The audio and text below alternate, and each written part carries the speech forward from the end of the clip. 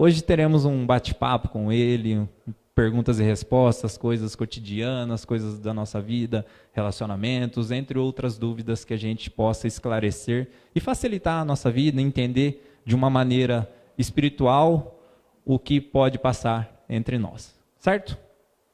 Vamos elevar os nossos pensamentos então para essa noite, pedindo a bênção do nosso Senhor Jesus sobre nós, sobre os nossos corações, que a gente consiga hoje absorver muito conhecimento, muita tranquilidade e conforto para a nossa vida, talvez tirando alguma dúvida de algo que possa nos importunar, tirando o nosso conforto, a nossa calma, e de repente, com esses esclarecimentos, nossa vida se torne mais plena, mais tranquila, a gente consiga amar e entender mais aquilo que tratamos como uma dificuldade, quando na verdade é Deus fazendo nossa evolução.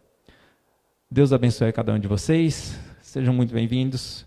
Edgar, com você. Muito obrigado. Boa noite a todos.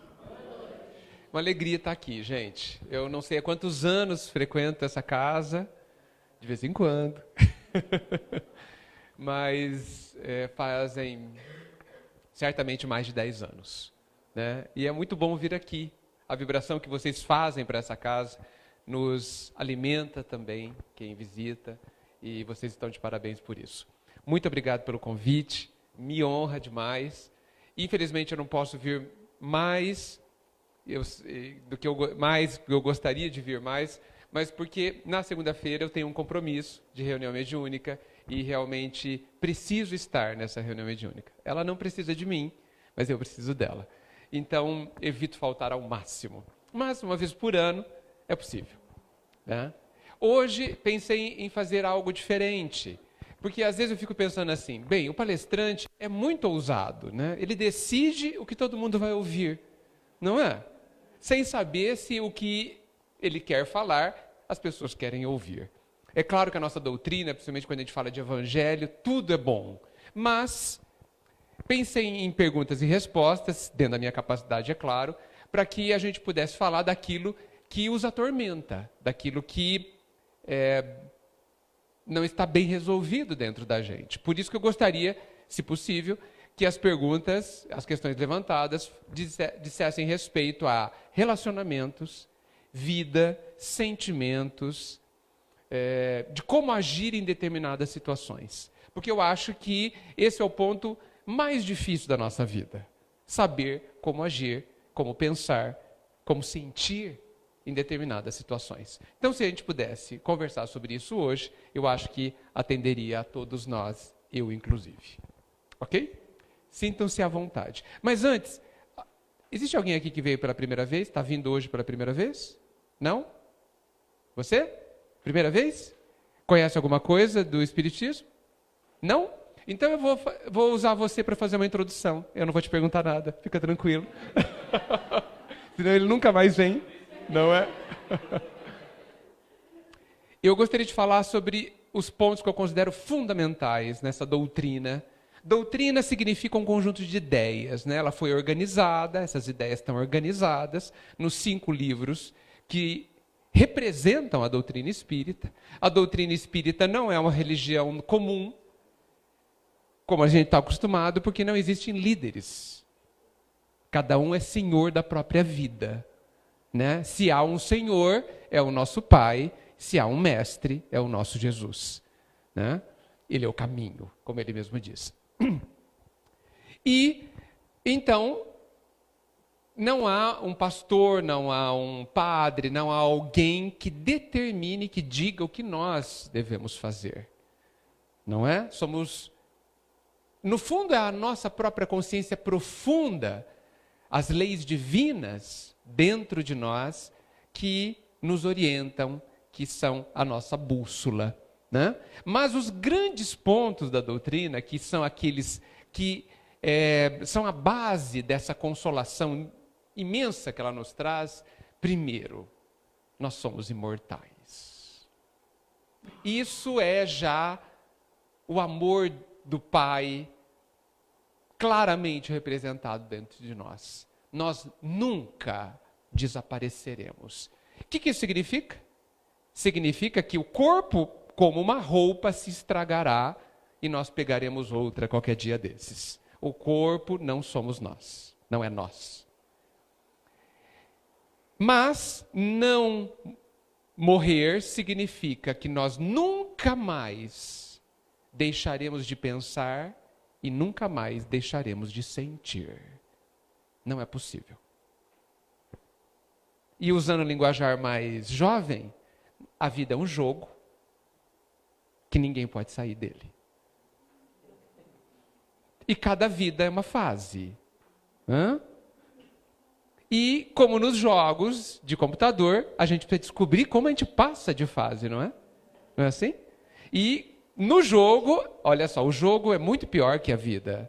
Porque no jogo a gente não sabe como mudar de fase, a gente tem que ficar procurando, anda em todo lugar, não é? Aqui a gente sabe como mudar de fase. Está tudo no Evangelho. Lá é o manual deste jogo. Então nós somos imortais. Significa que todas as bobagens que a gente fizer, todas as encrencas que a gente arrumar, nós teremos tempo para arrumar tudo e conquistar a grande paz. Essa grande paz vem do segundo grande pilar que existe no nosso pensar, que é a lei da justiça. A lei do esforço, que diz que cada um terá segundo as suas obras. Palavras de Jesus, isso. Cada um terá segundo o que faz, segundo o que pensa, segundo o que sente. Isso significa que, se nós nos esforçarmos, nós conquistaremos a melhor coisa que existe, que é ter paz. Então, olha só, nós temos tempo e nós já sabemos a regra. Precisa de mais alguma coisa? Mas tem. Não precisa, mas tem. Nós somos amados. Nós somos absurdamente amados. Absurdamente amados. Pela vida, pelo Pai, que cuida de nós de uma maneira praticamente incompreensível. Nós não conseguimos compreender a amplitude, a abrangência e os requintes deste amor por cada um de nós. E sabe por quê que é cada um de nós? Porque nós somos de imenso valor. Nós somos extremamente valiosos, extremamente grandiosos. Somos ignorantes, sem dúvida. Nada sabemos. Mas isso não nos inferioriza. Fazemos barbaridades uns com os outros e com a gente mesmo, mas isto não nos inferioriza. Isso não diminui a nossa grandeza. Nem 1 milímetro. Então, olha só, nós somos imortais. É só se esforçar que você consegue. Mesmo que você caia, você levante, caia, levante, até conseguir. Tempo não falta. Nós somos imensamente amados e nós temos um valor e uma capacidade imensa. Bem, agora realmente não falta nada. Ok? Esse é um grande resumo. O resto são detalhes. Detalhes bem legais, mas detalhes. Ok? Bem, alguém quer me perguntar alguma coisa? Muito bem.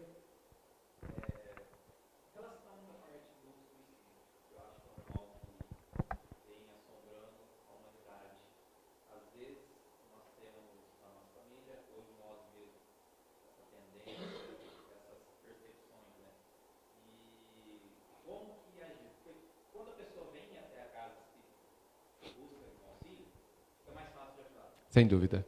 Mas quando ela está nessa tristeza, nessa depressão que está assombrando ela a isso, como que nós conseguimos ir até essa pessoa?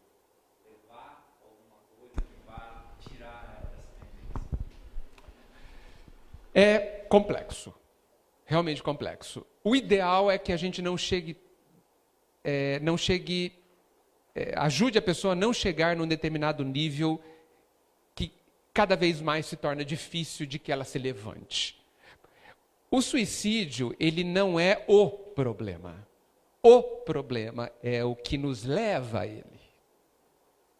E o que nos leva a ele é a falta de algumas questões, muitas que eu já disse hoje.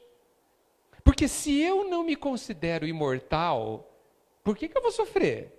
Vamos acabar logo com isso. Eu acabaria. Deu uma gripe, pronto, chega, não quero mais. Por quê? Para que ficar sofrendo à toa? Se a dor, se os acontecimentos não fazem sentido, não faz sentido vivê-los. Mas se os acontecimentos fazem sentido, se eles têm uma razão digna de ser, e eles têm. Então, esse é um ponto muito importante, fazer um parênteses aí. Tudo o que nos acontece é útil. Tudo é tudo, né? Tudo que nos acontece é útil. Se eu sair daqui hoje, quebrar a perna ali na escada, eu devo, se for coerente, conseguir, não sei se vou, conseguir dizer e pensar e sentir que quebrar a perna ali foi a melhor coisa que poderia me acontecer agora. Isto é coerente. Por quê? Porque eu estou sendo castigado? Absolutamente. O pai tem mais o que fazer do que ficar castigando os filhos, né? Por que então foi útil? Seria útil? Porque eu preciso aprender algo com aquele acontecimento. E por que preciso aprender algo? Porque eu preciso ser mais feliz, se não for. Eu preciso ser feliz se não sou. É por isso. E o pai não se contenta com a nossa felicidadezinha. Ele acha muito pouco. E é. Por mais que alguém seja muito feliz, é pouco. Perto da felicidade possível. Que nós todos alcançaremos hoje ou um dia. Então, não há acontecimento ruim. Se eu sei disso, mas não basta só saber, eu tenho que ter absoluta convicção disso. E isso é um processo educativo. Ir se convencendo profundamente de que tudo é útil para mim. Muito bem. Então, a imortalidade, o fato de saber que eu estou numa escola e que todas as lições da escola me são úteis, podem me fazer felizes. Só porque eu vivo me faz feliz? Só porque eu vivo o acontecimento me faz feliz? Não. Eu preciso entender o problema e resolvê-lo dentro de mim. Se eu cair ali e ficar chateado, ficar magoado, se alguém me ofender e ficar magoado, significa que eu estou realmente precisando da lição, porque eu não a compreendi. Agora, se eu conseguir jogar fora a mágoa, jogar fora a revolta, porque quebrei a perna, eu entendi a lição, eu me eduquei, eu me fortaleci, e eu fiquei em paz. Que é a glória das glórias, ter paz. Né? Então, o ideal é que a gente sempre seja preventivo. E é por isso que nós precisamos, cada um de nós aqui, se a gente quiser de fato ajudar alguém que esteja desanimado, em depressão, e talvez, espero que não, amanhã, um suicida, se nós quisermos de fato ajudar, sejamos felizes. Trabalhemos para sermos felizes hoje, o mais rápido possível. Por quê? Porque nós mostraremos como é que faz. Porque alguém chegará para você e falar assim, como que você consegue viver o que você vive e estar bem? Porque isso impressiona. E você poderá dizer como é que você faz, ajudando aquela pessoa a fazer da mesma forma. Agora, se a pessoa já está em desânimo, se ela já está em depressão, e aí nós já estamos falando de estar doente, né? Várias questões podem ser úteis. Claro que nós precisamos saber se a pessoa está disposta a nos ouvir. Porque nós podemos dizer para ela no que nós acreditamos, se ela estiver disposta a nos ouvir. Podemos, e seria extremamente útil orarmos por ela. Nós ainda não entendemos, e eu estou generalizando, é claro, não entendemos exatamente o poder da oração. A gente pensa, mas eu só posso orar. Não, você pode muito. Se você orar adequadamente, você pode mover mundos. Porque por trás ou dentro da prece existe o seu pensamento e a sua vontade. E pensamento e vontade constrói os nossos destinos. Não podemos, com o nosso pensamento e vontade, alterar o destino de alguém. Mas nós podemos ajudá-lo profundamente a se animar, a se fortalecer e a ter ao redor dele novos convites melhores através do nosso pensamento. A oração, então, a oração correta, a oração onde você não apenas pede ao Pai que ajude fulano, mas ajude você. O Pai já faz. Antes da gente pedir, ele já fez. Então, projete o pensamento na pessoa, veja-a melhor, imagine-a envolvida em luz, imagine-a animada, imagine-a alegre, deseje que tudo isso esteja correto, esteja assim. E assim será no seu pensamento, e assim será a força que chegará até ela. Se possível, tomar passe. O passe é uma transfusão de energia importantíssima, que ajuda demais a pessoa a estar animada. O passe é uma transfusão de uma energia boa. Se você faz uma transfusão de sangue numa pessoa debilitada, ela se anima. Ela fala, nossa, eu estou me sentindo melhor, estou mais forte. O passe é qual uma transfusão de sangue? Mas é uma transfusão de energias físicas, do corpo do passista, e também espirituais, vindas do nosso Pai. Então, um contato constante, uma atenção constante, mesmo que a pessoa esteja, parte do processo, seja um pouco de carência afetiva, dê o carinho, mostre-se sinceramente interessado no bem-estar dessa pessoa, para que ela descubra que ela é valiosa, porque ela não acredita nisso. Ok? Edgar, uma pergunta pertinente ao tema, que veio de uma mãe aqui, que, obviamente, lamentando a situação, ela pergunta: tenho um sentimento de culpa após a partida do meu filho pelo suicídio. Devo me culpar? Porque é uma frustração que me dilacera. Ninguém deve se culpar, mesmo que tenha errado. A culpa não serve para nada. Se alguém me disser, para que serve a culpa? Para que serve a culpa? Nada. A culpa serve para a gente chorar e não fazer mais nada. Ou seja, ela é bastante conveniente. Né? Se nós fizermos alguma coisa que não foi correta, passemos a partir de agora a fazer melhor. Ah, mas eu não posso mais fazer para a pessoa, porque ela foi embora, porque ela mudou de cidade, porque eu não mais a encontro. Faça para quem está próximo a você. E você estará fazendo a ela. Porque tudo que a gente fizer para a vida, a gente está fazendo para todos. Então, se esta mãe, claro que ela se sente frustrada, é compreensível. Claro que ela sente dor, claro que sim. Mas ela não pode, ninguém pode esquecer que ninguém desaparece. Que o filho ou qualquer ente querido está vivo. E se levantará e mais experiente do que antes. Porque nada se perde.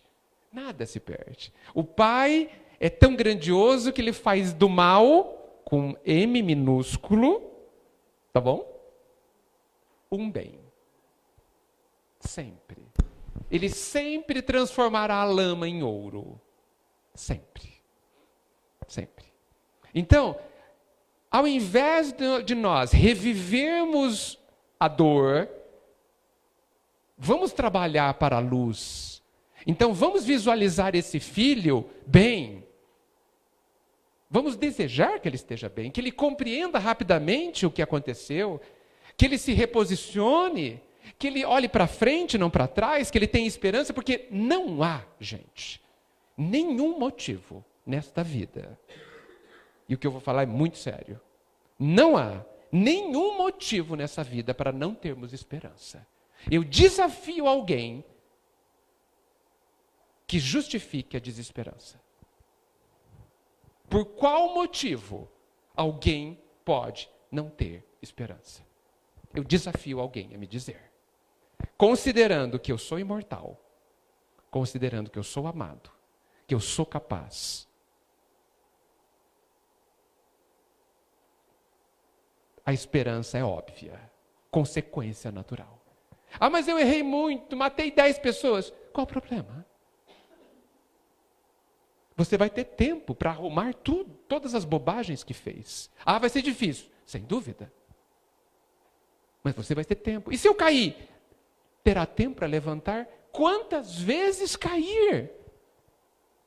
E se não quiser, terá tempo, a vida te esperará querer. E se eu não sei, a vida te dará meios de saber. Não é bom? Então, que essa mãe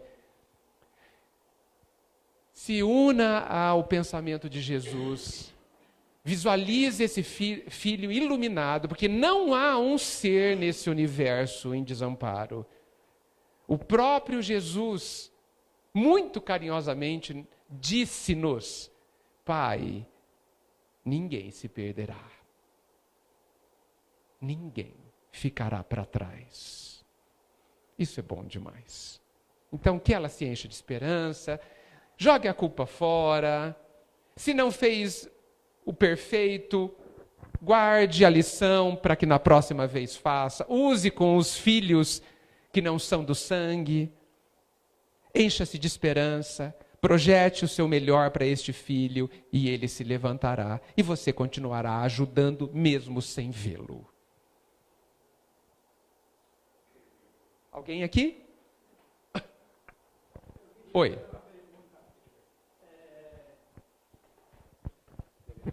Boa noite a todos. Que a paz de Deus esteja com vocês. Meu nome é Luiz Antônio. Senhor Miguel, a pergunta é: como se explica o desejo que às vezes temos de fazer o mal? Podemos evitar isso? Grande pergunta. Se nós podemos evitar o desejo, se nós podemos evitar, é essa a pergunta? Temos o desejo. Sim. Sim. Muito bem. Por que eu tenho o desejo de fazer o mal? Porque eu ainda não aprendi a fazer o bem. E porque me habituei em fazer o imperfeito. É tudo uma questão de hábito, gente, ou de vício, como queiram. Porque ainda não descobrimos as alegrias de não sermos egoístas? Porque ainda nós não experimentamos as alegrias de não precisarmos ser orgulhosos? Porque nós estamos acostumados a ser como nós somos há milênios? Porque nós estamos aprendendo. Aprendendo. Nós somos a criança de 4, 5 anos que está aprendendo a ler e não sabe ler. É por isso que a gente parece que naturalmente a gente faz o mal. Da mesma forma que naturalmente a criança não escreve. Não é verdade? Ela não lê naturalmente. Por quê? Porque ela não aprendeu. O mal, gente, com M minúsculo, que com maiúsculo não existe, é só a ausência do bem. Da mesma forma que a sombra não existe, porque ela é a ausência da luz. A sombra mais espessa morre com um palito de fósforo, não é?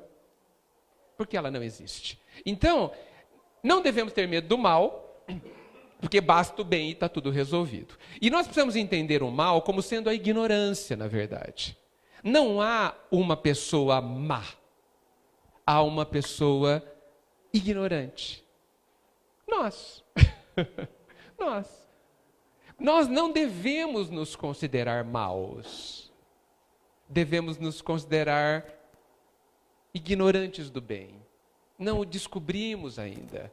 Eu penso que nós somos tão grandes, que dentro de nós é tudo tão grande, que o bem divino, o amor divino está lá. Só que a gente não sabe onde. A gente perdeu ele dentro da gente. Onde está o amor como o de Jesus? Não sei, mas está lá. Porque o Pai já nos fez prontos. Ou vocês acham que um pai perfeito faria alguém faltando algo? Um marceneiro da terra faz um móvel sem faltar nada. Um bom marceneiro. O Pai perfeito faria a sua obra-prima, que somos nós, faltando um pedaço? Faltando amor? Ilógico. Não tem sentido. Então, a gente está preferindo fazer o mal por mero hábito. Porque estamos condicionados a isso. E é por isso que aqui é uma escola. Porque como que você resolve os vícios? Educando para os hábitos. Lembrando que vícios e hábitos são as mesmas coisas, só que alguns trazem resultados negativos, ruins, e outros positivos. Né? Escrever é um hábito bom, por isso que não é um vício. Né? Então, as lições, os acontecimentos da vida são só exercícios para a gente aprender a sentir melhor, a perdoar, a compreender, a ser menos egoístas e menos orgulhosos, até não sermos mais nada. E por quê a gente tem dificuldade? E aí eu peço para que vocês leiam 1000 vezes a pergunta 919 do Livro dos Espíritos. 1000 vezes acho que dá. Lá Kardec, eu não vou saber reproduzir igual, pergunta para os espíritos assim: nós conseguimos resolver todos os problemas da vida? Enfrentar todas as dificuldades da vida? E os espíritos terrivelmente respondem: sim, com muita facilidade, inclusive. Basta que vocês se esforcem. Ah, quão poucos se esforçam. A gente podia dormir sem essa. Com facilidade. Ele podia falar, né? Se vocês se esforçarem bastante, vocês conseguem. Não! Esforça um pouco. E por que a gente não consegue? Porque a gente não se esforça. Olha só que terrível. Que terrível. Pergunta 909. Não é 19. A 19 é conhece a ti mesmo. 909. Ela precisa ser estudada, pensada. 1 ano refletindo sobre ela. Ok? Mais alguém aqui? Ó. É? Tá. Então, vamos deixar aqui. O que fazer quando você tenta ajudar algum familiar, indicando que ele precisa de ajuda profissional, como psicólogo, psiquiatra, ou qualquer outro profissional, mas a pessoa não quer saber de buscar tratamento e continua colocando a culpa em todo mundo, em vez de começar a se ajudar? É falta de caridade desistir da pessoa? Como ajudar alguém que só reclama de tudo, mas não faz nada para mudar? Que pergunta linda. Não é? Quem não tem alguém assim, hein? Hã? Quem? Quem não tem? Vamos começar de trás para frente. É falta de caridade de desistir dessa pessoa. Jesus não desiste de nós há milênios.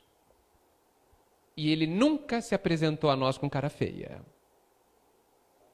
Nunca disse que estava cansado das nossas reclamações.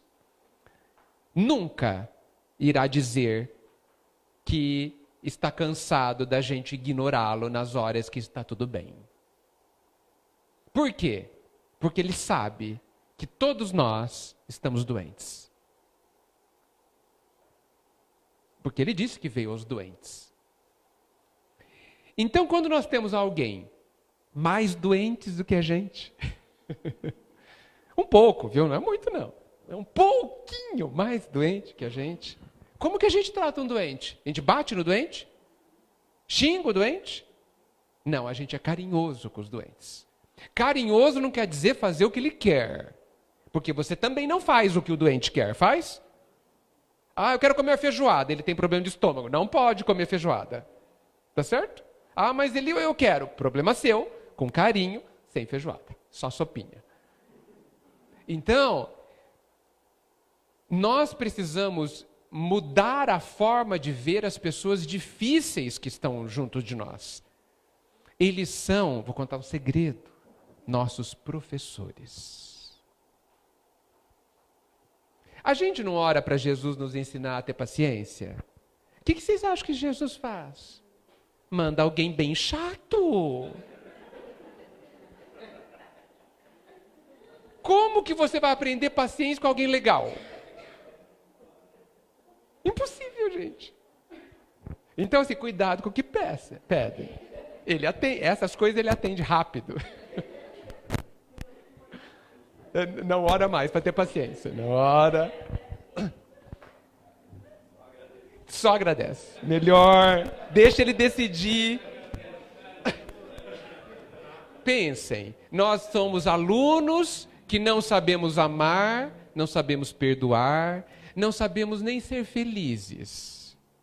Então o pai montou uma escola belíssima aqui, para que a gente aprenda com quem? Com os professores que estão principalmente dentro de casa. Os melhores professores que a gente tem estão no lar. Depois, fora, no centro tem alguns professores também. No trabalho profissional tem bons professores também. A vizinhança são bons professores também. Tá certo? Mas a família, eles foram feitos sobre medida. Sabe, escolhidos a dedo. Não estou brincando. Escolhidos a dedo. Nós temos... Lembra que eu disse que tudo é útil? Eu falei das pessoas também. Tudo é tudo. Tá? Então, se eu cair e quebrar a perna, é útil. Se eu tiver alguém bem chato lá em casa, é muito útil. Se tiver alguém que não me respeita, que não me dá valor, que só me critica, que só quer me usar, excelente professor.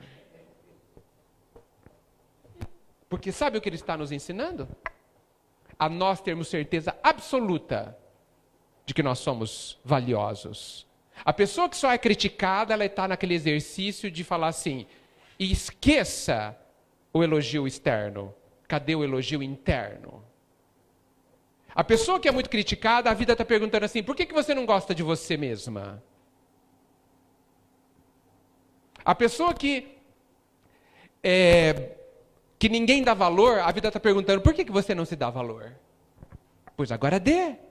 Porque o mundo inteiro pode te ignorar, mas você não pode. O mundo inteiro pode falar que você é um lixo, mas você não pode. Porque se o mundo inteiro falar que você é um lixo e você falar eu não sou, eu sou um diamante em construção, você é um diamante em construção. E passará pela vida feliz. Agora, se você se achar um lixo, e o mundo inteiro te aplaudir, não serve para nada. E você não vai acreditar nos aplausos. Então, olha só a grandeza, a importância desses professores. E a gente acha ruim com os professores. Por quê? Porque a gente não compreende. A gente fala assim, mas eu não sonhei com uma família assim. Por que sonhou errado? Sonhou errado. Sonhou como uma criança. E nós não somos mais. As crianças podem sonhar com príncipes encantados e cinderelas. Mas devia ser proibido. Inclusive essas histórias deviam ser proibidas. Devia ser proibido continuar desejando os príncipes e as cinderelas depois de 10 anos. Porque eles não existem. Mas nós continuamos esperando. Então, mas eu sonhei uma família de comercial de margarina. Sonhou errado. Porque a melhor família que existe é a que você tem. Porque é ela que é capaz de te ajudar a ser feliz. Porque nós precisamos romper com a ideia terrível e infantil de que alguém nos fará felizes. Isso não é possível, gente. Vocês acham que o Pai, na sua sabedoria, condicionaria a sua felicidade a alguém? Olha, se fulano quiser ser bonzinho com você, você vai ser feliz. Vocês acham que isso é razoável? E Jesus já declarou, nós precisamos interpretar muito bem o que ele diz. Cada um terá segundo o que faz. Tem alguém nessa história além de você? Existe alguém nessa frase? Só tem uma pessoa. É você. Eu não estou dizendo que o outro não é importante, o outro é imensamente importante. Os outros são os nossos degraus para a subida, são os nossos professores, os nossos apoiadores, os nossos ajudantes, os nossos tudo. Mas a felicidade é uma construção sua. Quando? Quando você começar a entender de verdade o que está acontecendo na sua vida. Enquanto nós acreditarmos que, eu não sou compreendido, enquanto a gente continuar com esse mimimi, porque isso é mimimi de criança, desculpem. Criança acha que não pode. Nós que estamos de pé, nós que já fomos informados de quem nós somos, todo mundo aqui sabe quem é, nós somos filhos de Deus, pois nos coloquemos de pé e caminhemos como os filhos de Deus. Não como alguém perfeito, porque não somos, mas como alguém capaz, que confia em si mesmo e confia na bondade do Senhor, que nunca nos nega, nunca, o que nós não sabemos fazer, mas que não moverá um dedo naquilo que a gente é capaz de fazer. Por quê? Porque Ele quer que nós saibamos qual é o nosso valor. Ele quer que a gente olhe no espelho e fale, puxa, eu consegui isso. Eu sou capaz mesmo. Eu não tinha bem certeza, mas eu sou. Ele quer que nós reflitamos a sua luz. E para isso, nós precisamos ser puríssimos. E isso é um processo que ao longo do tempo nós iremos fazer. Então nos coloquemos de pé. A vida é fácil? Não. Por sinal, ela é uma subida. E às vezes ela é bem íngreme. Dá para parar no meio e dar uma descansada. Mas ela é uma subida. E toda subida exige esforço. Só que um fortalecimento que nós temos. Eu não me sinto forte. Você não se sente. Pois comece a se sentir. Porque a forma como você vê as coisas e a forma como você se vê é uma escolha. É sua escolha. Quais são as escolhas melhores que a gente vai fazer a partir de hoje? Então, as pessoas que estão ao nosso redor, elas precisam ser vistas de outra forma. Elas não estão lá para nos servir, viu, gente? Elas não são nossas empregadas e empregados, que tem que ser daquele jeito para que a gente fique contente.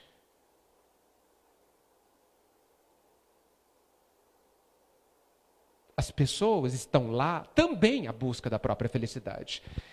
Muitas vezes, como nós, não sabem como. Não sabem como serem felizes, mas nós já sabemos.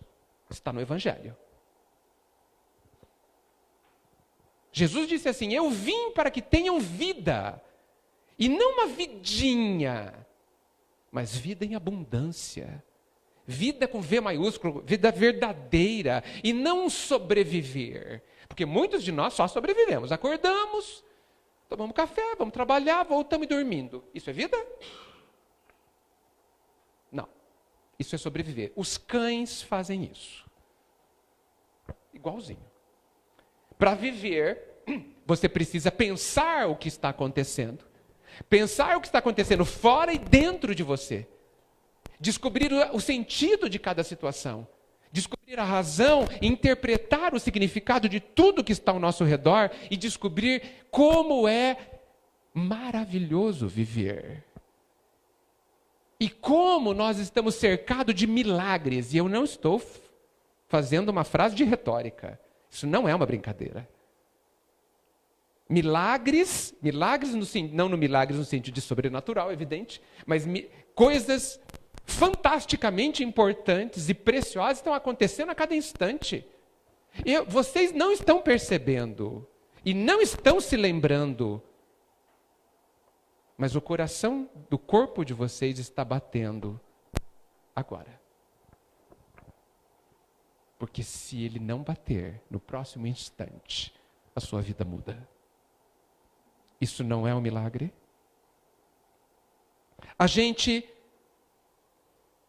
dá uma mordida num lanche e engole, e milhões de milagres acontecem sem que a gente se lembre.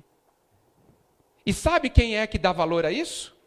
Quem não consegue comer. Não porque não tenha comida, mas porque não pode mais engolir. E aí nós vamos descobrir que essa bobagem, aparentemente bobagem, o ato de dar uma mordida numa batata frita e engolir, é de uma grandiosidade sem fim. E nós vulgarizamos a nossa vida. E somos capazes de falar, eu tenho uma vida pobre. Não, você tem uma visão pobre. Você enxerga mal. É só isso. Porque não há vida pobre. Não há vida menor, a não ser que você a veja menor. Ok? Respondi? Então. Tem uma pessoa que fala que eu sou o malvado favorito.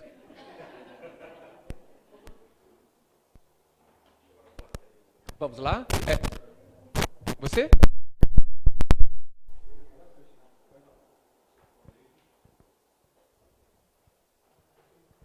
Boa noite a todos. Meu nome é Francisco. Eu tenho lido e há uma controvérsia com relação ao desencarne. É o corpo, gostaria de saber, se é o corpo que espelha o espírito ou é o espírito que deixa o corpo.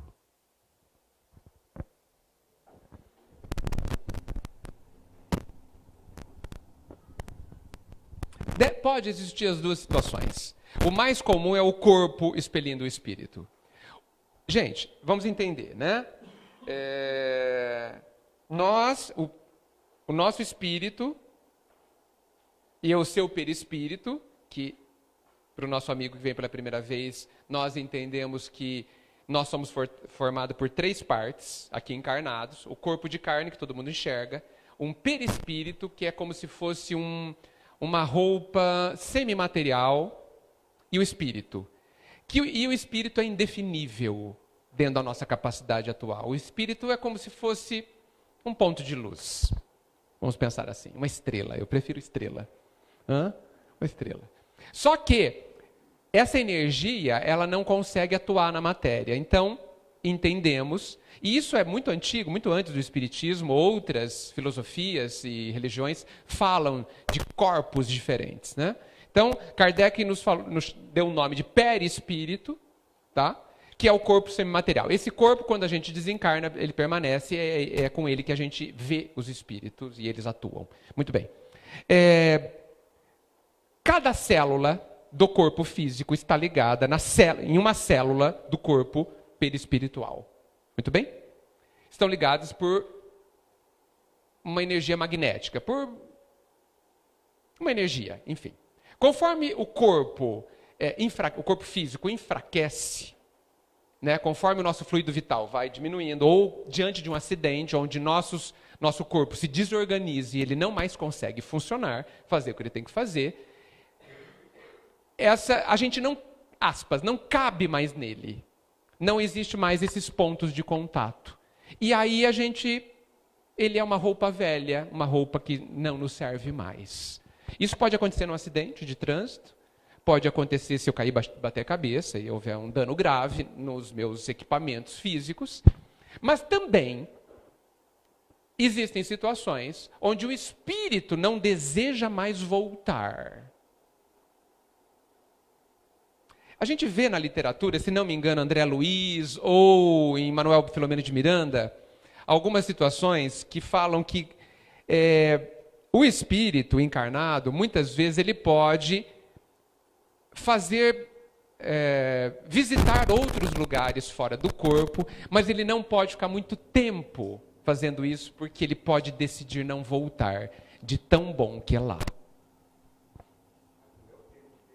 Não é o tempo dele, não sei se talvez possa ser considerado uma espécie de suicídio, mas ele pode se recusar a voltar. E aí o corpo morre. É muito mais difícil. A primeira opção é o mais comum, né?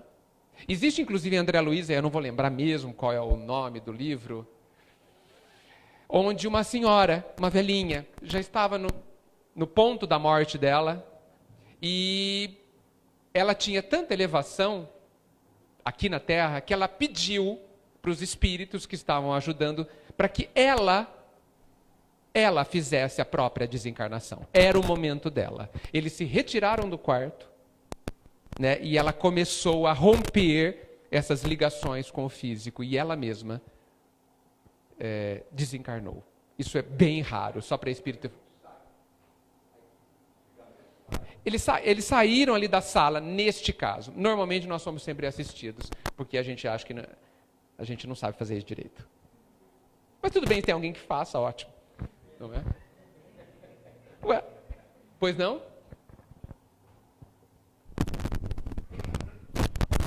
Boa noite. Eu vou usar como exemplo a música atual, mas livros.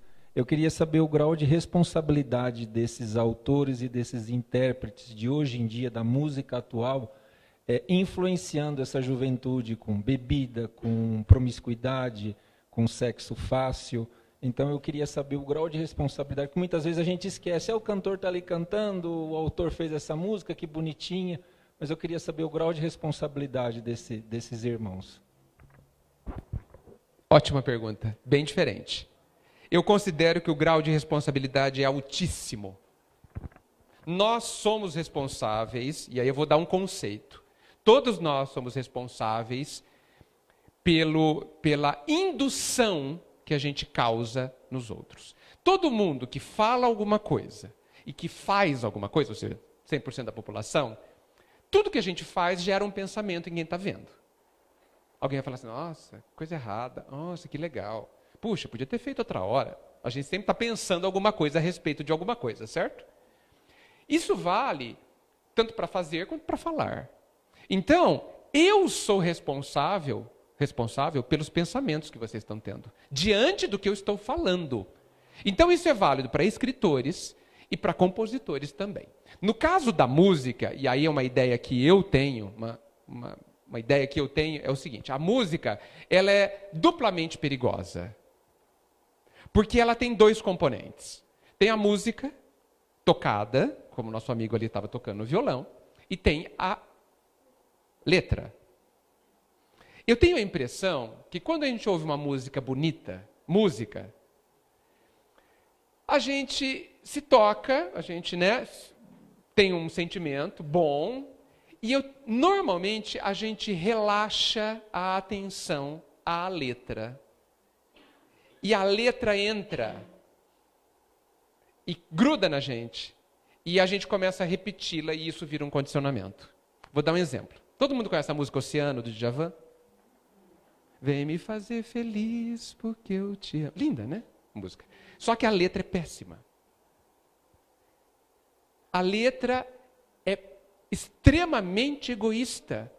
Olha só, eu vou repetir agora. Vou repetir só a letra. Vem me fazer feliz porque eu te amo. Ou seja, se você me ama, se você gosta de mim, o problema é seu. Eu tô Tá certo? Ó, eu tô precisando de você, vem logo. Se você quer, o problema é seu. Então, por mais que eu goste dessa música, eu parei de ouvi-la. Porque eu cantava essa música no carro, tal, e eu estava estimulando o meu egoísmo, achando normal que alguém vem aqui me fazer feliz, outro erro. Ninguém pode me fazer feliz. Ou seja, eu poderia estar me autocondicionando a esperar que as pessoas me façam felizes. Sendo que eu estou num processo de autoeducação exatamente o contrário. Eu preciso romper com o vício de esperar que as pessoas façam por mim para adquirir o hábito onde eu vou fazer por mim, a cada um segundo o seu esforço. Nunca mais ouvi essa música. Apesar que às vezes dá vontade. E quando dá vontade, eu procuro só a música. Mesmo assim é perigoso, porque vem a letra. Entendeu? Então eu prefiro não ouvir, tá? A vida é feita de escolhas. Então nós precisamos realmente ficar distante daquilo que nos tenta. Então se essa música me atrai e ela tem um componente que eu já detectei que não é bom, desculpa, Djavan, não vou ouvir mais.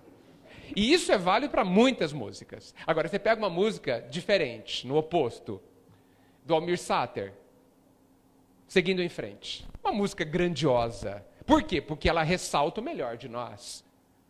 Penso que cumprir a vida seja simplesmente compreender a marcha. Compreender, observar, entender o significado, o sentido e seguir em frente.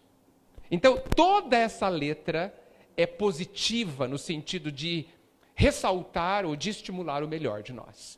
Ai dos escritores.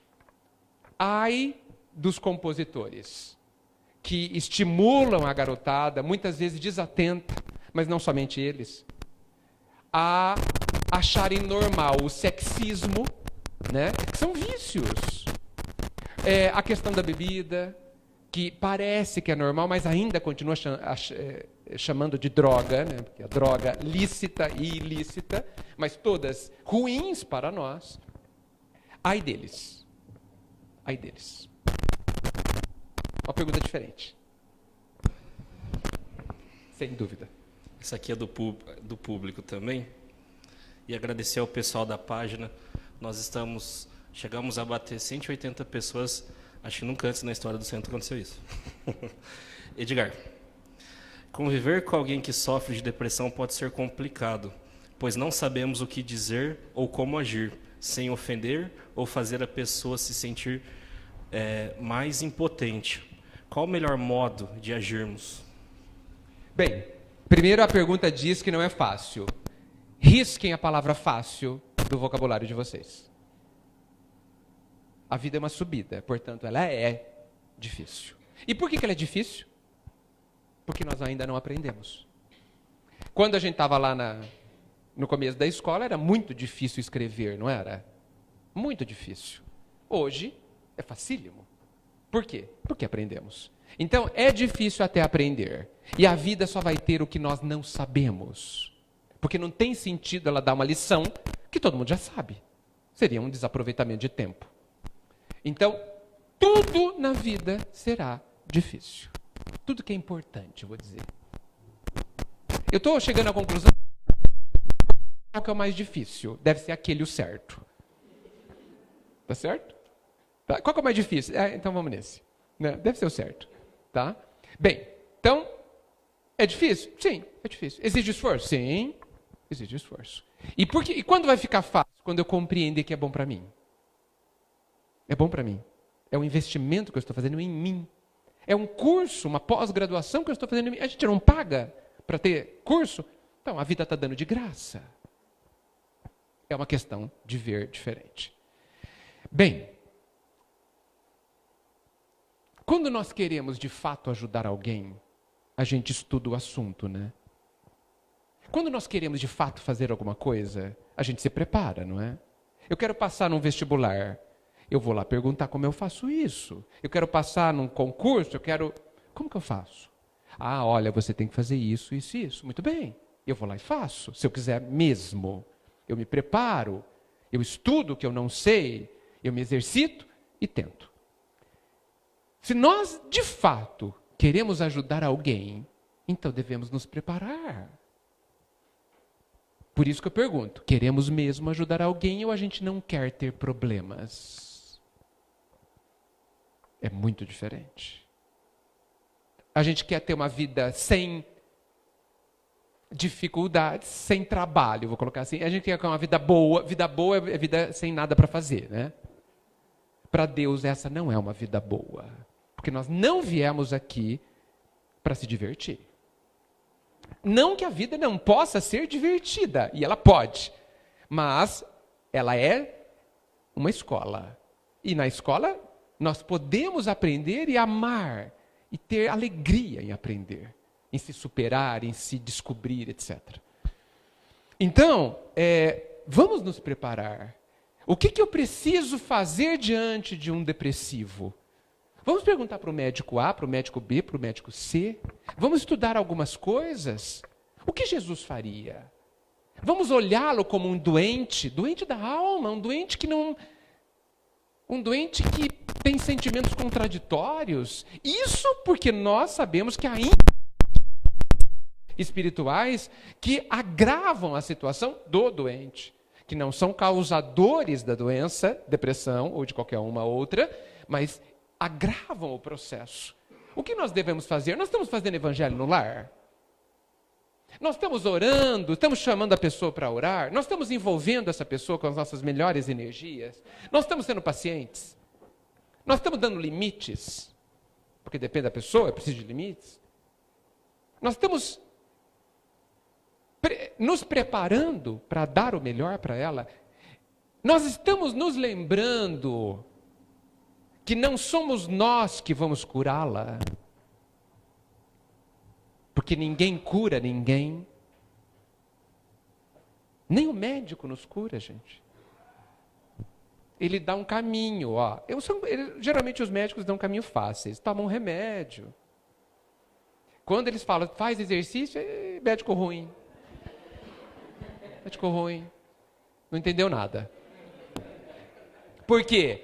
Porque dá trabalho. A gente, na verdade, a gente chega para o médico, a gente não fala assim, o que o senhor vai fazer para me curar? Não é assim que a gente fala?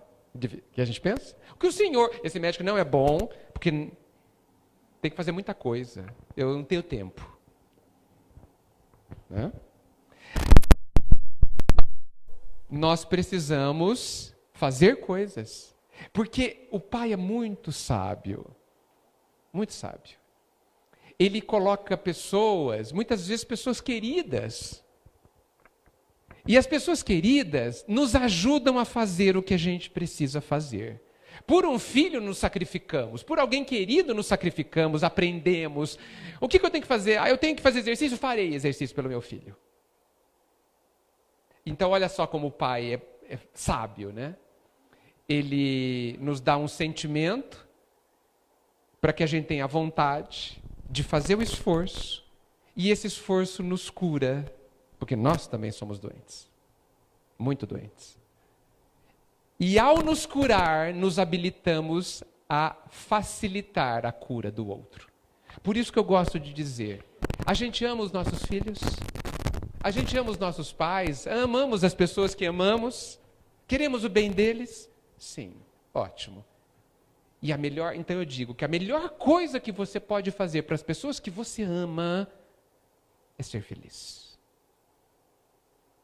Isso não é ser egoísta. Porque para que você seja feliz de verdade,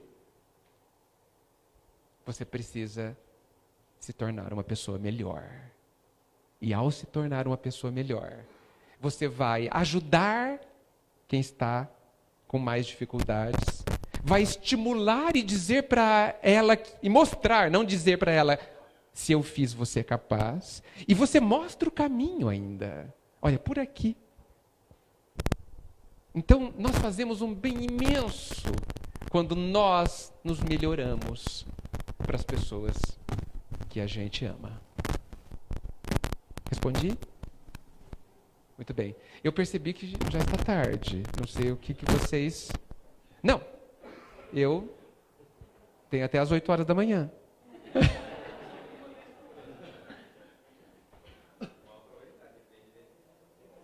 Tudo bem, tudo bem.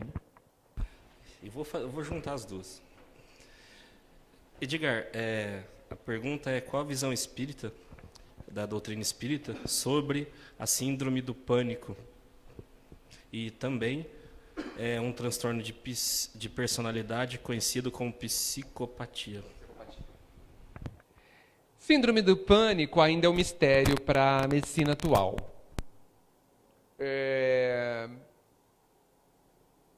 Vamos descer um degrau, em vez de falar do pânico, falar do medo? Porque o pânico é um medo enorme, né?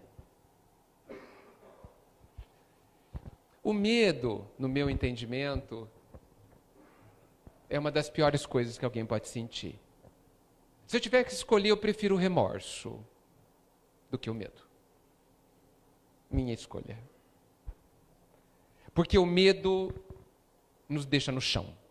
O medo nos diz que nós não temos força de nada, de reação nenhuma, que nós somos incapazes. Então eu acho que o medo, ele afronta a nossa essência. E o mal do medo é quando a gente acredita nele. O medo é um fantasma que cada um cria. Que muitas vezes as pessoas nos influenciam para termos medo. Ó, cuidado, hein? Então, só que você é quem decide se aceita ou não. Então o medo é uma construção interior. E o medo existe porque a gente ainda precisa consolidar dentro de nós duas coisas. A confiança absoluta, a convicção absoluta e plena em você. O que não quer dizer que nós não vamos cair, mas quer dizer que você sempre pode se levantar e aprender. E a convicção absoluta no amor do Pai. Que esses dois itens merecem demais a nossa reflexão. Nós precisamos nos perguntar o quanto está convicto em nós a plenitude do amor do Pai por mim. Você precisa saber disso. Mesmo quando você faz as maiores barbaridades. Porque nós continuamos a ser igualmente amados quando nós fazemos as maiores barbaridades. Não há alteração no amor do Pai. Não há a menor variação. Porque a ausência ou a fragilidade desses dois pontos são, no meu entendimento, o gerador do medo. E eu não estou falando do medo normal, medo de pegar do fogo, se queimar, não estou falando disso. Medo da vida, medo das coisas. A maioria de nós tem medo do futuro, o que é algo ilógico. Obviamente o futuro será melhor. Obviamente. Não tem como o futuro ser ruim. Talvez amanhã caia uma bomba por aqui. Mas qual o problema? Alguém aqui vai morrer? Só porque caiu uma bomba aqui? Não. Não. Pode ser uma bomba bem grande. Nós não morremos. O corpo, coitado. Nem me interessa. Veja que eu não estou deixando de dar valor a ele. Eu estou falando dessa forma exatamente para impactar. O corpo é de um valor sem fim, porque ele é o nosso uniforme de trabalho para entrar na escola. Sem ele ninguém entra nessa escola. Então ele é muito precioso. Mas ele é só pó. E nós somos luzes. Só isso. Quando esse estragar, eu pego outro. E outro, e outro. Simples assim. Mas não é assim. Porque esse apego nessa roupa, tem tanta no guarda-roupa. É só isso, gente. Medo do quê? E se a gente morrer agora, qual o problema? Se desencarnar agora, qual o problema? Continuaremos amando. Nada que você sabe vai se perder. Os seus sonhos, os bons, você vai conseguir fazer todos. De outra forma, amanhã, depois, não importa.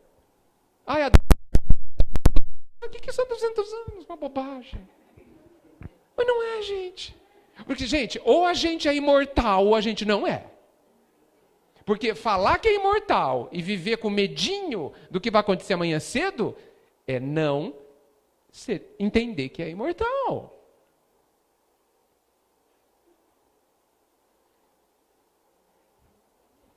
A gente precisa trazer isso para a nossa realidade, porque a imortalidade acaba com o medo.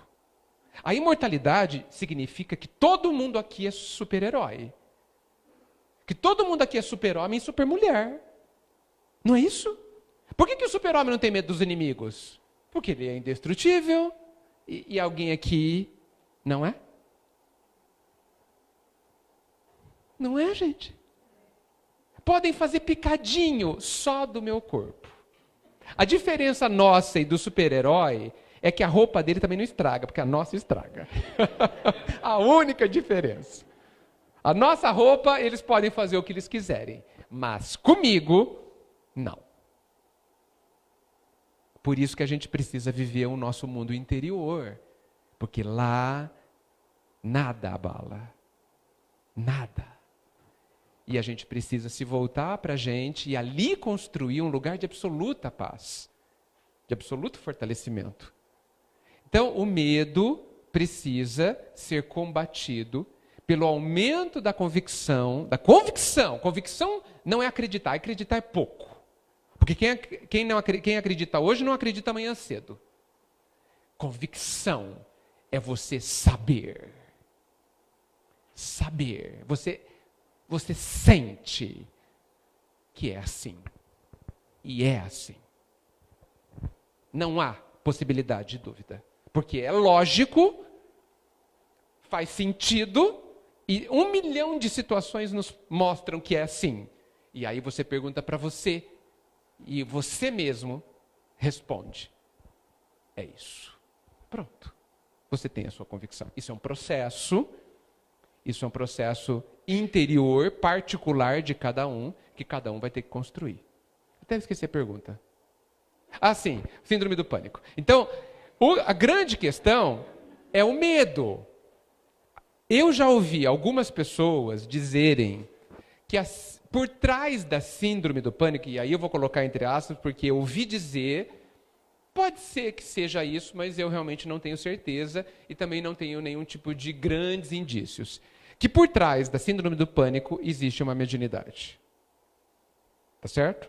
Onde a pessoa, naquele momento, aumentou drasticamente a sua sensibilidade e aquilo se tornou maior do que a capacidade da pessoa trabalhar e digerir aquilo.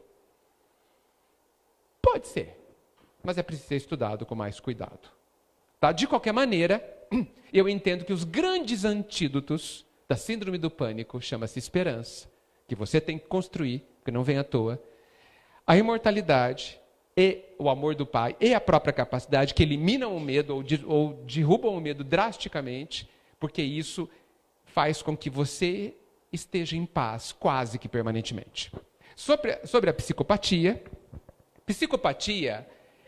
é um nome de uma doença psicológica onde a pessoa não tem sentimentos, ela não tem empatia, ela não consegue sentir compaixão ou se sensibilizar pela sua dor, pelos seus problemas. Ela é uma pessoa fria. Fria, talvez num grau que a gente não consiga entender. Absolutamente fria. Certamente, é uma pessoa que precisa de muito amor. Uma pessoa que, por conta da sua trajetória passada, se fechou amplamente. Nós, às vezes, fazemos isso quando temos algum tipo de desilusão amorosa. Não vou gostar mais de ninguém. A gente fala assim, né? Não vou mais namorar ninguém, né? Nossa, me frustrei, agora nenhum homem presta, nenhuma mulher presta. É assim, né? Que a gente faz. Né? O que você está tentando fazer? Você está tentando se proteger da dor. Você não quer mais correr a possibilidade, viver a possibilidade de passar por uma situação parecida. É inútil. Porque essas vivências nos amadurecem. E elas vêm quebrar ilusões que a gente construiu, principalmente para os relacionamentos. No caso de uma pessoa que chegou ao ponto de uma frieza profunda, a ponto de ser uma patologia, uma doença, nós estamos diante de uma situação muito traumática, que certamente não aconteceu nessa vida, penso eu, mas já vem trazendo de outras existências. E o que ela precisa? Exatamente ter contato com o sentimento maior, com o melhor dos sentimentos, para que as engrenagens do seu coração voltem a se mover.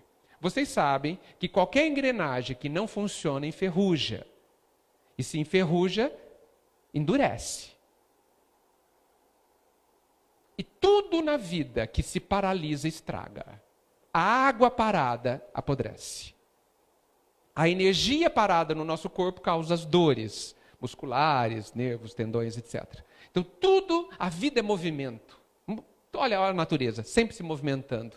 Então, os nossos sentimentos também precisam se movimentar. E é por isso, para encerrar, que a bondade do Pai nos recomenda tanto a caridade, tanto nos recomenda que nos aproximemos da dor do outro, porque a dor do outro, ela tem o poder de nos convidar a viver sentimentos.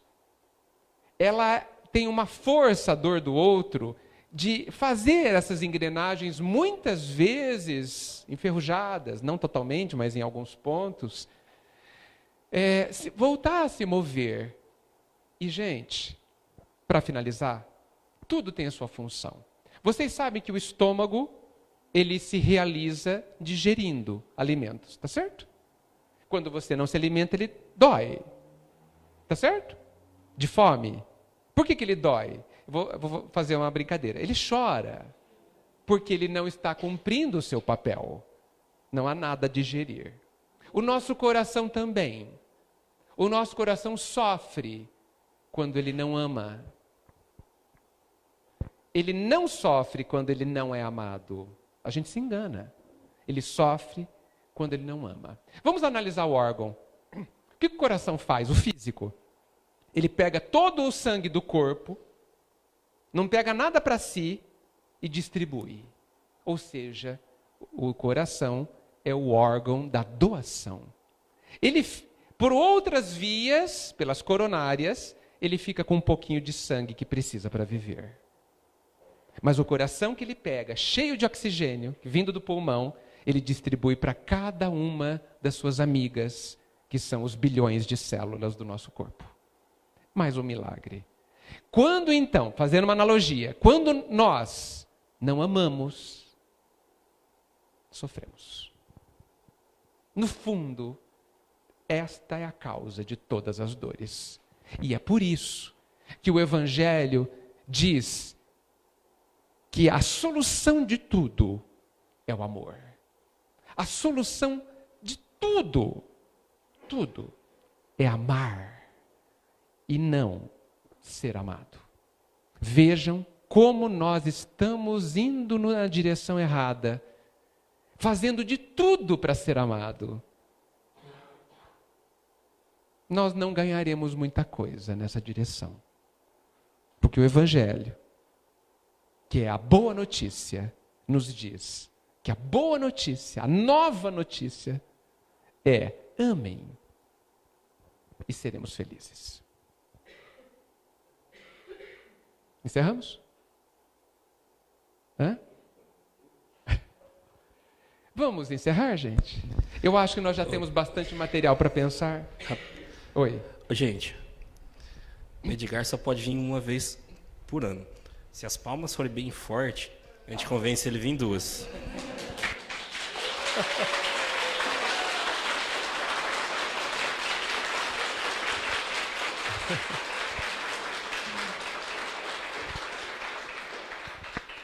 Eu sei que as palmas que vocês deram é para tudo que eu disse.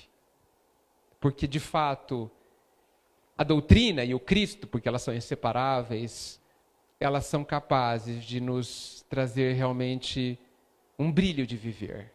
Eu sei que aqui eu sou só um alto-falante, só um papagaio e divertido. Pelo menos vocês riram, né? Então eu vou ficar com 1 ou 2 palmas e o resto eu sei que é para o nosso Jesus. Muito obrigado.